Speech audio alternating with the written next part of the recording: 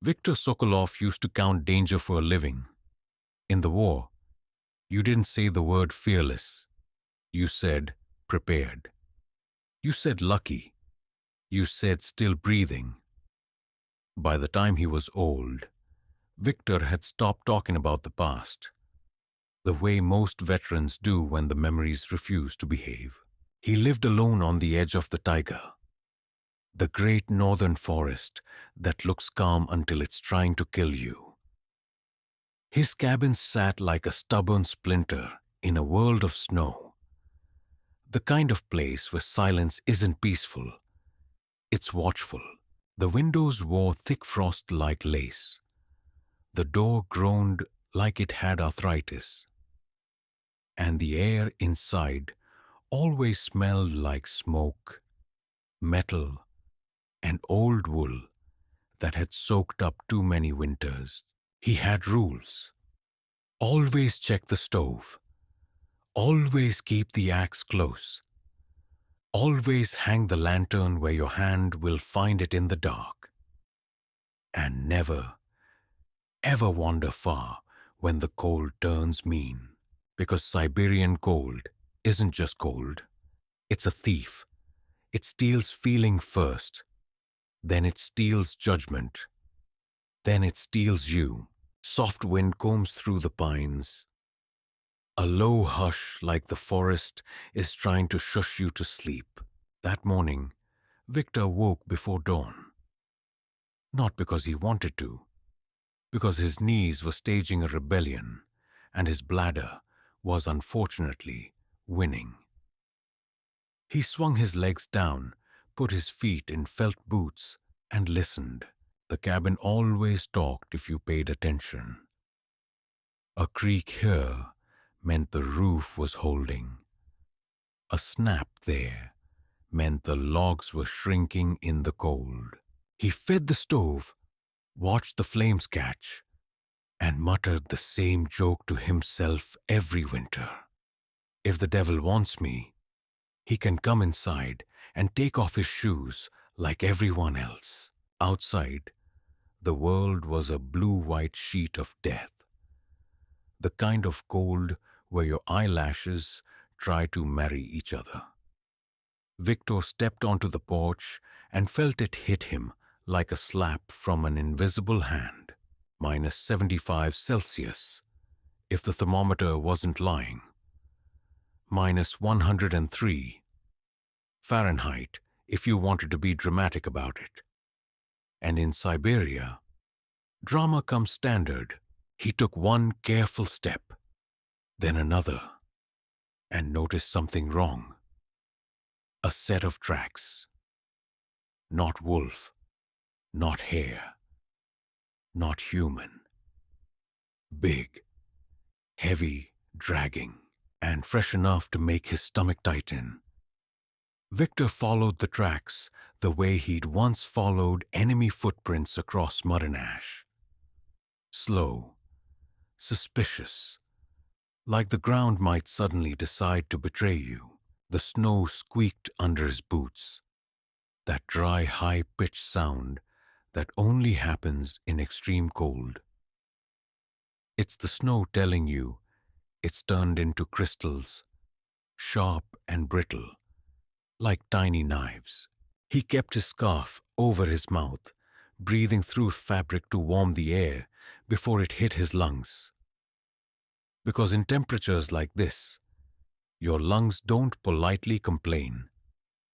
They panic. The tracks dipped between the pines toward a shallow ravine. The trees here stood tall and thin, black trunks against a world scrubbed pale. Victor's eyes watered. His face hurt. Even his thoughts felt slower, like the cold was freezing his brain one sentence at a time. Then he heard it. Not a roar, not a growl. A sound like a cough trying to become a cry. He froze. His first instinct was pure old soldier. Leave it. Back away. Big animals in pain do not become sweet just because you feel sad. pain makes teeth honest. But the second instinct was older than soldiering, older than his medals, older than his bitterness. It was the instinct of a man who had watched living things die and hated it every time. He stepped closer, easing the rifle strap on his shoulder. Not raised, not yet, just ready. At the bottom of the ravine, half buried in snow, was a shape that didn't belong. Orange, black, a tiger. Not a circus tiger. Not a zoo tiger behind glass. A wild Amur tiger. The Siberian tiger, built like a tank in a fur coat. The kind of animal that usually makes humans into quiet, respectful people. Even arrogant ones, except this one wasn't standing. It was lying on its side, one foreleg twisted wrong. Breath coming in shallow bursts that fogged and vanished. Its eyes were open, but unfocused, like it was staring past Victor into a place where pain didn't reach. And there was blood. Not a lot. Just enough to be a problem. Just enough to say, this isn't just cold. This is injury. Soft snow sifts from a branch above, whispering down like a slow applause. Victor's mouth went dry under the scarf. He had seen men die with that same blank look. The body still fighting, the mind already stepping away. Now here's the fact that makes this story even stranger. Amur tigers do live in the Russian Far East, in forests and mountains with brutal winters. They're adapted to snow, their paws are wide, their coats are thick. They can hunt in cold that would wreck most predators. So, if one is lying down like this, it's not because it got chilly. It's because something went seriously wrong. Victor crouched a few meters away. He didn't approach like a hero. He approached like a man who knew heroes often end up dead for the applause. The tiger's ear twitched. Its eyes flicked toward him. Yellow, dull, but still terrifying in a quiet way. Victor swallowed. "All right," he murmured. "Don't be stupid, but don't be a coward either." And then he did the one thing nobody expects a human to do in -75. He took off his glove and reached for the tiger. But the real danger was still sharpening its teeth. The moment Victor's bare fingers touched the tiger's fur, he regretted it. Not because the tiger bit him. It didn't. The fur was stiff with frost, and beneath it the muscle felt tight, trembling, exhausted. The regret came because his skin screamed. In this cold, exposed flesh doesn't just get uncomfortable. It gets punished. He pulled his glove back on fast and did the only sensible thing he could think of. He talked to it, not like a Disney prince, more like a tired grandpa arguing with a broken appliance. "Hey, don't you dare die here, not on my watch. I didn't survive artillery for a cat to win." The tiger blinked slowly, as if offended by the word cat. Victor scanned the ravine. He saw the likely story written in the snow. A struggle, drag marks, a patch where something had collapsed. There were traces of another animal's scent, sharp and rank. Wolf pack, maybe, or a boar that fought back. Amur tigers hunt deer and wild boar, and boar can absolutely wreck a predator with a well-placed tusk. The twisted foreleg could be from a fall, or a kick, or a fight. And here was the ugly logic. A tiger that can't walk is a tiger that can't hunt. A tiger that can't hunt becomes meat for wolves and hunger. Victor felt something hard in his chest, like an old door trying to open after years of rust. He could leave. He should leave. But he didn't. He looked at the tiger's flank, rising and falling. Slow. Shallow. If he did nothing, it would die.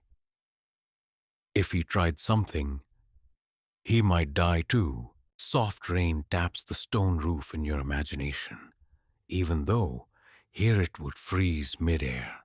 Let that sound calm you anyway.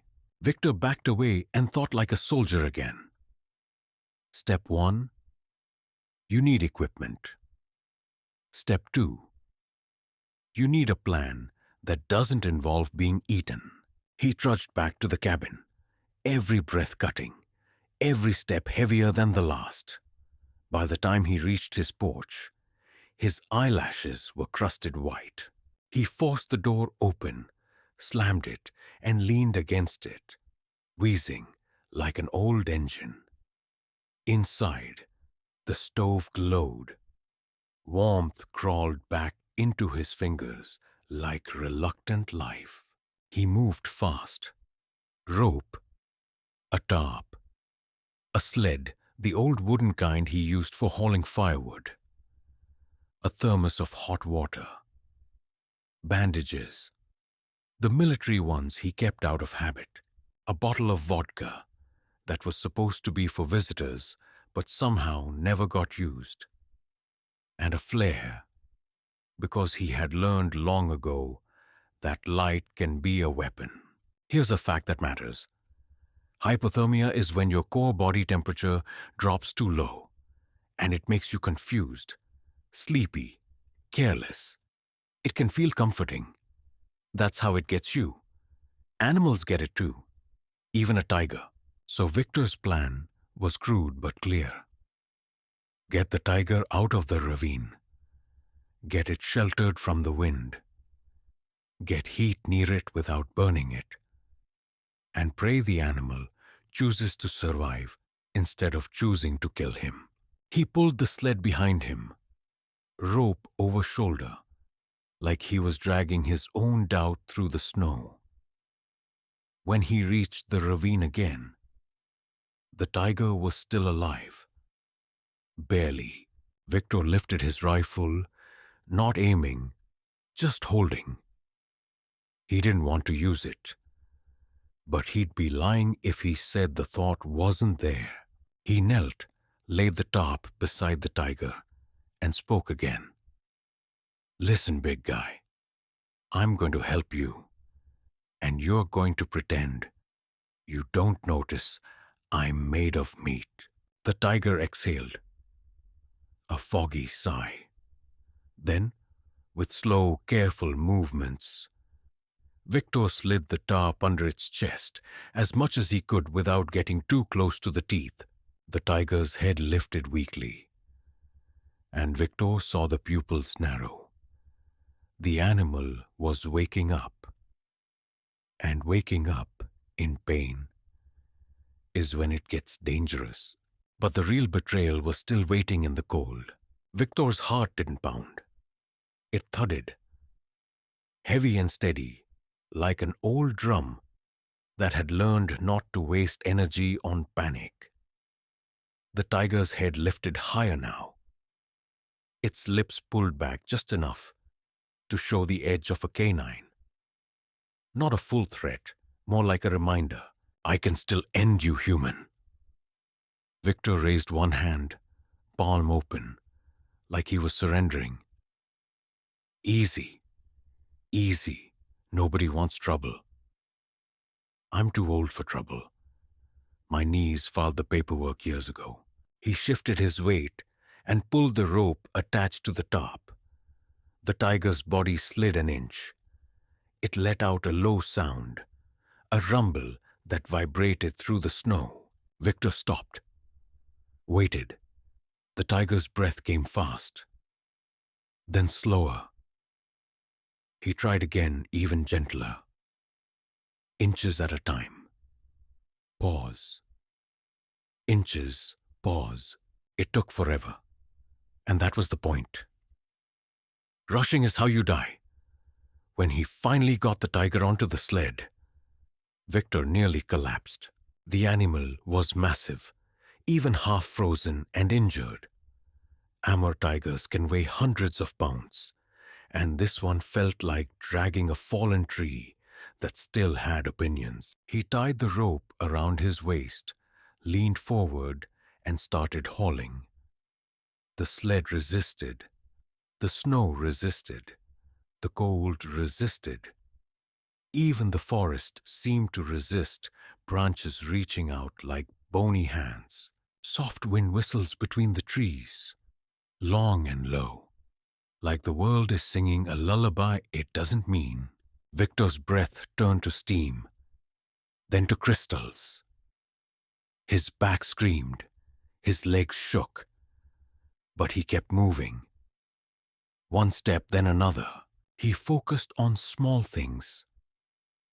The sound of the sled runners, the rhythm of his breathing, the simple idea that stopping was not allowed. Halfway to the cabin, the tiger moved. A twitch first, then a stronger shift. A paw scraped the sled edge. Victor felt a cold sweat under his layers. That's the last thing you want in Siberia, because sweat turns into ice. He didn't look back. He just spoke. Stay. Still.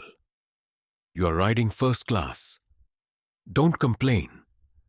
The tiger made a sound that could have been a growl, or could have been suffering. Victor didn't have the luxury of interpreting poetry. When the cabin finally appeared, Victor nearly laughed. The door looked tiny and stupid compared to the animal behind him, like he had dragged a storm to his front porch and expected it to fit inside politely. He didn't bring the tiger into the cabin. Not fully. That would be insanity. Even injured, a tiger inside a small wooden box with you is just a fancy way to arrange your funeral. Instead, he cleared the covered lean-to beside the cabin, where he stored firewood. He spread straw, hung blankets as windbreaks, positioned the stovepipe so warmth would drift toward the shelter. He filled metal pans with hot water and set them near, not touching, to raise the temperature. Then he did something that sounds ridiculous until you picture it. He poured a little vodka into warm water and dabbed it around the tiger's injured leg, cleaning what he could. Alcohol can disinfect. Vodka is alcohol. It's not ideal, but in the wilderness, ideal is a fairy tale. The tiger watched him now, eyes sharper. Not friendly, not grateful, just aware. Victor sat back on his heels, exhausted. "All right," he said. "We have an agreement. You don't eat me. I don't let you freeze. Try not to make me regret this." The tiger blinked once, slow. And then, from the forest, came a sound that made Victor's blood run colder than the air ever could. Wolves. Not close yet, but close enough. Because a helpless tiger is an opportunity. And opportunity in the tiger comes with teeth. But the real betrayal was still sharpening its dagger. That night, Victor didn't sleep. He dozed in pieces, like a man guarding a border that could collapse any second. He kept the rifle near. He kept the lantern ready. He kept listening. Outside, the wolves called again. Distant, then quieter, then distant again, like they were circling the idea of his cabin. Victor knew how packs worked. Test the edges, smell the weakness, wait for the mistake. Soft rain taps the stone roof. Or maybe it's just snow grains hitting wood like tiny fingers asking to be let in. In the lean-to, the tiger breathed, still alive, still fighting. Sometimes it shifted, and the straw rustled. Sometimes it made a sound that wasn't a roar, more like a rough exhale. Annoyed at the universe, near dawn, Victor stepped outside with the flare in hand. The cold hit him again, but he was ready for it now. He scanned the tree line. Tracks. Wolf tracks. Several. Not right up to the cabin, but near enough that they'd been considering it. Victor fired the flare into the sky. It hissed and screamed. A bright red slash against pale morning. The light painted the snow like spilled blood. He heard movement in the trees. Then nothing. Good, Victor muttered. Go bother someone younger. Hours passed. The sun barely rose, just a weak brightening behind clouds. Victor checked the tiger's leg again. Swelling, pain, but less bleeding. The animal's eyes were clearer now. Too clear. Which meant it was regaining strength. And that's when Victor faced the hardest part of the rescue. Letting go. Because you don't keep a tiger. You don't tame it with soup and stubbornness. You don't turn it into a pet without turning it into something broken. So Victor did what a practical man does. He made the shelter comfortable for one more day. He left meat from his stores at a safe distance, so the tiger could eat without associating Victor's hands with food. He minimized contact. He stayed quiet. He let the tiger remember what it was. By the second night, the tiger stood. Not gracefully, not easily, but it stood. Victor watched from the doorway, wrapped in wool, feeling his breath snag in his chest. The tiger turned its head toward him. In its eyes, Victor saw no romance. No movie moment, just a wild creature calculating. Then slowly, it limped into the trees. No farewell, no gratitude. Just survival, returning to the forest where it belonged. Victor stayed there for a long time, listening to the tiger swallow the sound of its steps. His hands trembled, not from fear now, but from the release of tension he'd been wearing like armor. And here's the part that will sit with you, quiet and heavy, as you drift towards sleep. Victor didn't rescue the tiger because he wanted a story. He rescued it because sometimes, when you've seen enough death, you start looking for one good reason to argue with it. Before we end, let me leave you with 3 questions to carry into your dreams. When survival is on the line, what does kindness really cost?